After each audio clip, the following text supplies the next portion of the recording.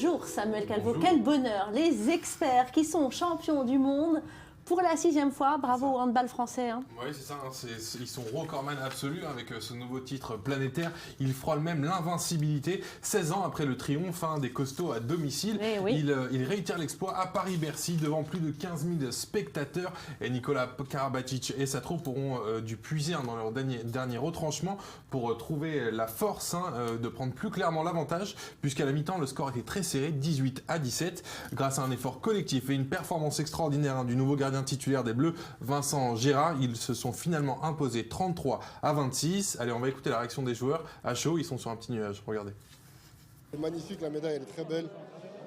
Et ouais, je me sens plus qu'heureux, je me sens bien. Voilà. Je suis sur une autre planète, sur un nuage, j'arrive pas à réaliser ce qu'on a fait.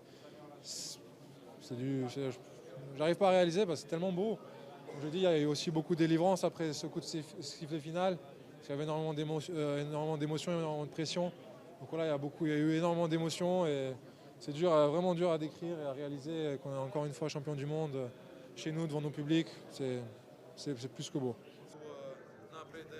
La France qui devient une vraie nation de handball, Samuel. Alors, on va parler maintenant en football avec la 22e journée de Ligue 1 et le match de clôture, le Paris Saint-Germain qui recevait Monaco. Et c'était où? C'était au Parc des Princes. C'est ça, oui, avec un match d'ouverture très animé qu'on a eu entre Marseille et Montpellier. On s'attendait à un beau spectacle, mais malheureusement, ça s'est pas passé comme ça sur le papier. Pourtant, c'était une rencontre qui était digne d'une finale de championnat français. Mais non, à la fin, ils ont accouché d'un match nul, un partout. Grosse déception pour le club de la capitale qui espérait reprendre des points face au leader de Ligue 1 et ils y ont cru puisque c'est seulement dans le temps additionnel que Bernardo Sibla, auteur d'un exploit individuel, qui offre au club du Rocher le but de l'égalisation. Les Monégasques rassurés ont pu quitter la capitale avec le sourire aux lèvres. Je vous propose d'écouter la réaction des entraîneurs. Regardez.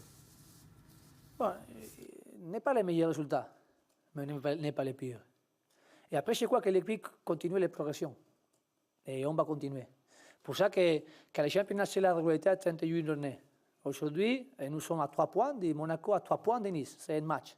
Sûr qu'ils sont aujourd'hui avant de nous. Mais j'ai la confiance pour l'équipe parce que je pense que la progression, c'est clair. Le championnat, c'est très équilibré devant. Ensuite, pour la dernière place, il est équilibré. Je parle déjà qu'il est, je crois seulement pour avril, mai, que ça va décider l'équipe qui va gagner le championnat. Un mot de tennis, comment ne pas revenir sur ce match d'hier de légende, sur un court. Ça se passait à Melbourne, Federer contre Nadal et c'est le Suisse qui s'est finalement imposé. C'est ça, une victoire hors du commun, c'est extraordinaire. Ça fait plus de 4 ans et demi que le Suisse n'avait plus gagné en Grand Chelem, à plus de 35 ans et après 6 mois d'inactivité. Il vient de battre Rafael Nadal, 30 ans, en finale pour obtenir le 18e titre de sa carrière. C'est le seul à avoir accumulé autant de titres du Grand Chelem, loin devant ses concurrents. Nadal et Sampras en ont 14, c'est sans conteste le plus grand tennisman de tous les temps. Et avec cette victoire, il réintègre le top 10 qu'il avait quitté en novembre dernier. Après son absence prolongée, le Suisse a fait la fête toute la nuit.